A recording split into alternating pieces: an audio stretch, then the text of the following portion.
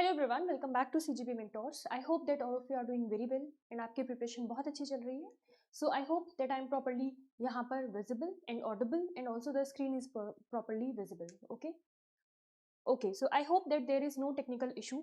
So in this session we will be understanding about a great exam that happens mostly alternatively or it will happen almost yearly. ठीक है, तो जो IFSC का आपका examination है ये बहुत ही अच्छा एक तरीके से अपॉर्चुनिटी है for the people who want to work within the regulatory. ठीक है, तो लेट अस अंडरस्टैंड फर्स्टली तो जो आपका IFSC का एग्जामिनेशन है it has been coming almost every year. ठीक है, तो this is one point. Another point is कि another important point here is कि if you want a regulatory body job then definitely IFSCA is a very great exam. ठीक है, International Financial Service Center Authority is an authority that provides you a very good exposure to different things that you want to work in. Okay, so let us understand. You can understand it that way कि if you are already preparing for any of the regulatory body examination, whether it is RBI or SEBI or IRDAI or whether it is any other similar PFRDA, okay, then what you are doing here is that they are formed in order to do what? In order to regulate a particular type of segment, in order to regulate a particular type of market. जैसे कि PFRDA आपका pension को देख रहा है ना, IRDAI आपका insurance sector को रेगुलेट कर रहा है, SEBI is regulating what? SEBI is regulating the आपका जो securities exchange board of India is seeing the जो भी आपका स्टॉक मार्केट वाला पार्ट है. ठीक है, whereas if you work in the IFSCA, what will happen is कि you will be having a great profile where you are getting the opportunity to work in all the fields. ठीक है, जो हमारे सारे regulators देखते हैं, because IFSCA is doing what? It is regulating all these things जो हमारी global markets में हो रही हैं. ठीक है, whether it is pension, whether it is आपका इंश्योरेंस, वेदर इट इज आपकी कोई भी सिक्योरिटीज है ना, और इवन द जो आपके IBUs हैं, ठीक है, इंटरनेशनल आपकी बैंकिंग यूनिट्स हैं. तो if you get this opportunity to work in IFSCA, then what will happen is you will be having a very enhanced profile. Okay, how? Because you will be working in different segments. आपका fund manager वाला part भी यहाँ पर होता है ना, उसके अलावा इंटरनेशनल बैंकिंग यूनिट्स तो होती है, इंश्योरेंस का पार्ट इज ऑल्सो देयर, उसके अलावा if there is any boolean से रिलेटेड वाला जो पार्ट है, ठीक है, दैट इज ऑल्सो हियर. तो all these departments are there that are there in the IFSC, and you will get this opportunity to work in all these departments if you are able to sail through the examination and if you are able to be a part of the IFSCA or working there as a grade A officer. ठीक है, तो as we are seeing according to the आपका जो previous standard that notification आपका हर साल ही आता है. ठीक है, तो इस सेशन में हम समझेंगे कि अभी तक जो भी आपके नोटिफिकेशन वगैरह आया है उसके according what is the examination pattern and what is the eligibility criteria. Okay, so as we are expecting हमारा notification 2026 में भी, okay, that is one point. Another point is कि let us understand कि who all are eligible for this exam and what is the exam pattern. तो ये हमारा 2025 का notification है that we have taken, and here there were this much आपकी vacancies थी. unreserved के लिए 4, EWS के लिए 2, OBC के लिए 3, ST 1 and SC 2. okay, for the general stream we are talking about. okay, तो जनरल स्ट्रीम में anyone can apply. Anyone here refers to कोई भी पर्सन अगर उनके पास कोई मास्टर डिग्री है, किसमें? स्टैटिस्टिक्स में अगर आपने कुछ किया हुआ है, इकोनॉमिक्स में मास्टर डिग्री है, commerce, business administration, finance, okay, और इट्स इक्विवेलेंट इकोनोमेट्रिक्स वगैरह में अगर आपने मास्टर्स की हुई है, then definitely you are eligible to appear for the examination. Another point here is कि अगर आपके पास बैचलर डिग्री है, किसमें? IT में, कंप्यूटर साइंस में, masters in computer application, information technology वगैरह में, then also you are eligible to appear for this examination. Now moving forward, और किसको अपॉर्चुनिटी मिलती है यहाँ पर? जो भी अगर कोई भी पर्सन है जिसके पास बैचलर इन कॉमर्स है एंड यहाँ पर लिखा है and means bachelor in commerce तो होनी चाहिए, प्लस आपके पास यहाँ पर क्या होना चाहिए? CA, CFA, CS, ICWA वगैरह, ये सारी जो हमारी डिग्रीज प्रोफेशनल सर्टिफिकेट्स होते हैं.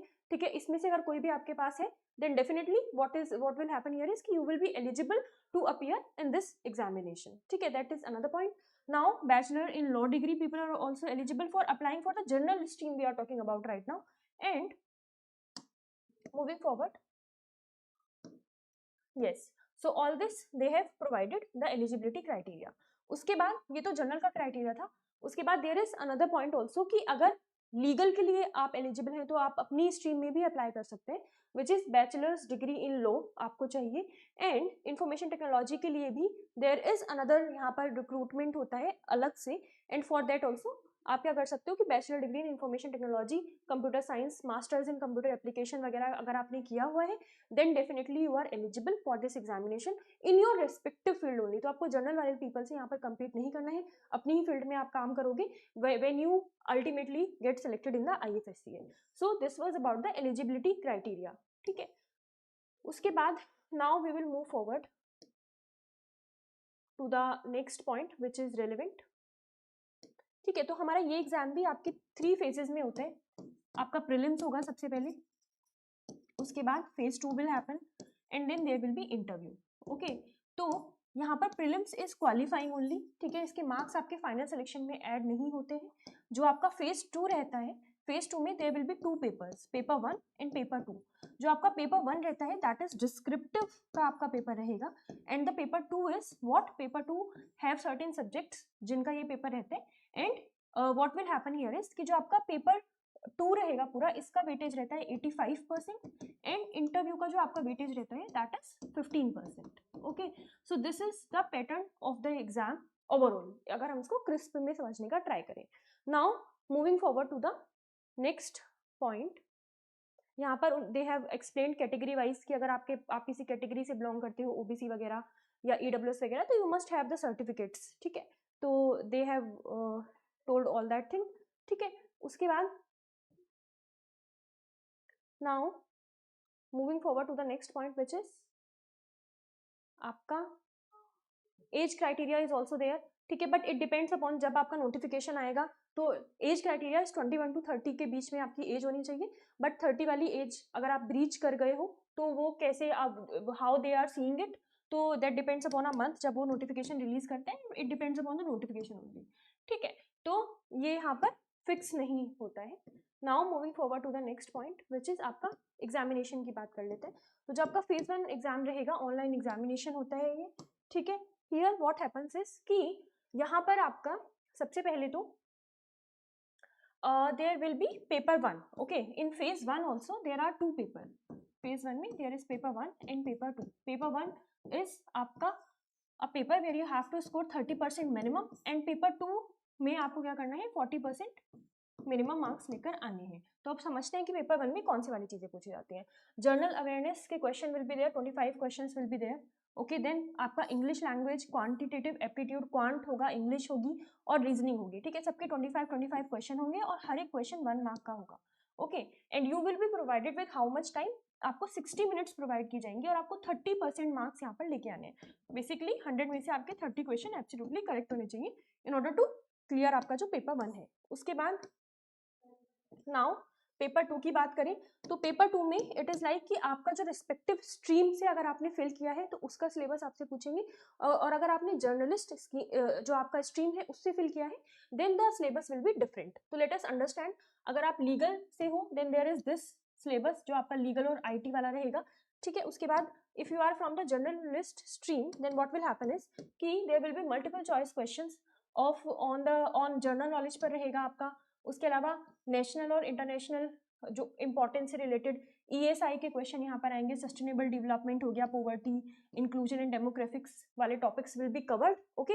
And then there are certain topics जो आपके कॉमर्स एंड अकाउंटेंसी, मैनेजमेंट हो गया है, फाइनेंस, कोस्टिंग, इंडियन इकोनॉमी से भी क्वेश्चंस विल बी देयर, ठीक है। So this will be all these will be the topics that will be asked in your जो पेपर 2 रहेगा। How many questions will be there, आपके 50 questions रहेंगे and you 1 question will be of 2 marks, ठीक है। So this is another point.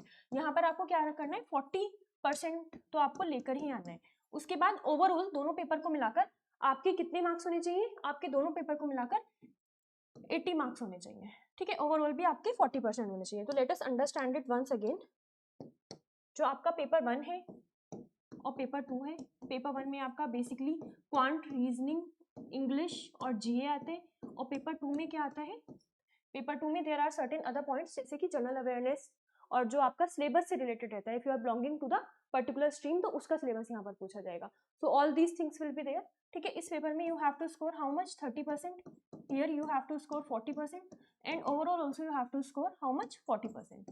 So this is the criteria here in order to clear the examination. ठीक है, चलो आगे बढ़ते हैं. दिस वॉज अबाउट द आपका जो आपका फेज 1 था. Now we will be talking about phase 2.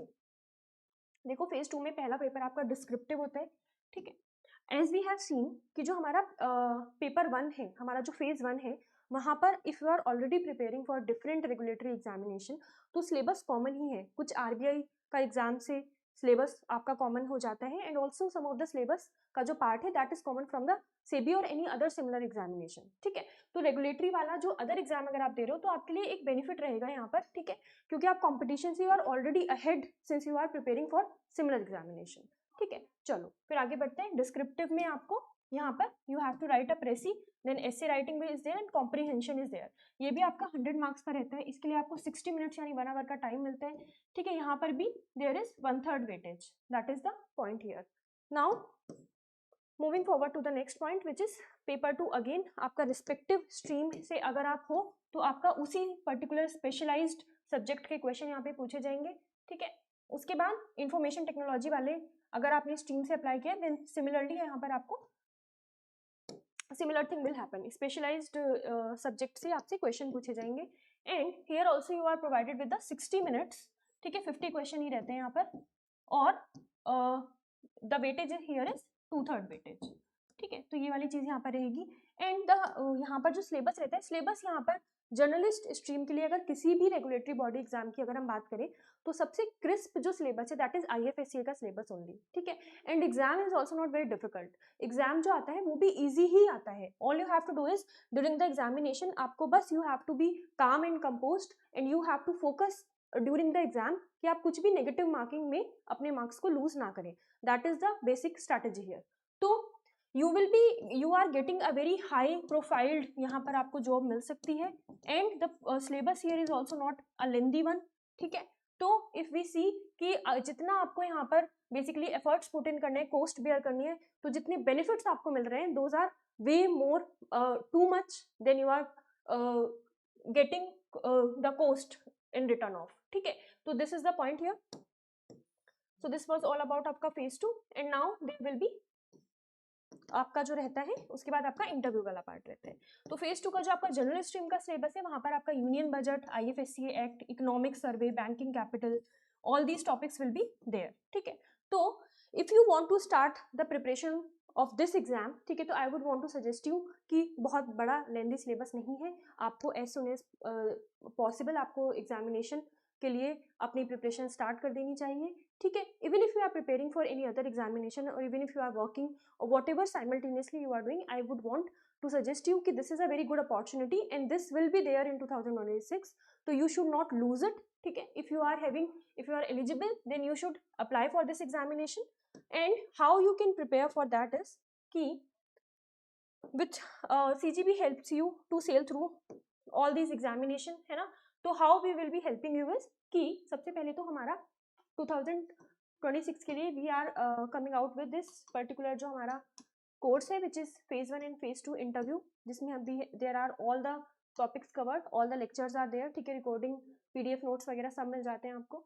ठीक है, उसके बाद अगर आपको फेज 1 फेज 2 का कंबाइन और इंटरव्यू कंबाइन नहीं लेना है then there is another point also कि आप खाली पेपर 2 के लिए भी आपको कर सकते हो, बिकॉज फेज 1 में there is GA, there is quant reasoning English. अगर आप पहले से प्रिपेयर कर रहे हो, you have already prepared for it, तो इट्स फाइन. आप खाली पेपर 2 का भी यहाँ पर क्या कर सकते हो कि you can take the course and start preparing for it. ठीक है, so this is the point here. And अभी हमारा interview batch is going on for 2025. तो 2026 वाले पीपल के लिए these two things are those are there. ठीक है, and each and everything is there in this जो हमारा कोर्स रहेगा. इसमें we are providing the notes in a very crisp manner. जो भी एग्जाम के लिए रेलेवेंट होता है उतना ही वी आर गिविंग यू. ठीक है, उसके बाद what you can do is कि देयर इज ऑफर्स भी आपके लिए अवेलेबल है. You can get the discount also if you visit the cgbmentors.com वाली जो आपकी वेबसाइट है, आपको विजिट करना है, IFSC वाले सेक्शन में जाना है, and when you will open the course तो आपको वहाँ पर मिल जाता है जो ऑफर वाला पॉइंट रहता है. And each and everything is covered in a very structured manner. जैसे सिलेबस में मेंशन्ड है IFSC रिपोर्ट, IFSC एक्ट, है ना, IFSC lecture, and all these things are very crisp also, exam oriented है ना. और हमारा जो whatever the exams those happen earlier, even the IFSC examination that happen recently 2025 में, तो you can go through the हमारा जो YouTube channel है, वहाँ पर भी प्रीवियस ईयर क्वेश्चंस को आप क्या कर सकते हो, विजिट कर सकते हो. एग्जाम एनालिसिस वाला जो है उसको भी आप विजिट कर सकते हो, and you can understand there कि how much questions were there from the questions that we are providing and from the syllabus that we are providing. So जो हमारा hit ratio है basically that the question and MCQs we are providing, ऐसे ही similar MCQ और same MCQ हमारे जो है वो exam में आ रहे हैं, that is very high. Okay, so I would want to suggest you that if you want to prepare for this examination, so please don't delay anymore. ठीक है, notification will be there in 2026 and all you have to focus is on your examination की preparation वाला part, not on anything else. So this was all about this video. I hope this video was helpful. I hope you were able to understand कि क्या eligibility है and what is the examination pattern. So thank you so much and all the best for your journey for preparation of the examination. Thank you.